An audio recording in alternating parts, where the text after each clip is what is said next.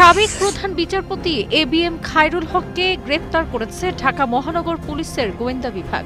বৃহস্পতিবার সকাল 8:30টার দিকে রাজধানীর ধানমন্ডির একটি বাসা থেকে তাকে গ্রেপ্তার করা হয়। খায়রুল হককে গ্রেপ্তারের খবর নিশ্চিত করেছেন গোয়েন্দা বিভাগের যুগ্ম কমিশনার। গত বছরের অগস্টে ঢাকা ও নারায়ণগঞ্জের পৃথক আদালতে অভিযোগে 3টি মামলা হয় তার বিরুদ্ধে। মামলাগুলোর মধ্যে রয়েছে সংবিধানের 'ত্রয়োদশ সংশোধনী বাতিলের রায় ঘিরে জালিয়াতির অভিযোগ, দুর্নীতি ও সরকারি ক্ষমতার অপব্যবহারের অভিযোগ। প্রধান বিচারপতি থাকাকালে ত্রাণ তহবিলের টাকায় নিজের চিকিৎসা করে সমালোচিত হয়েছিলেন তিনি।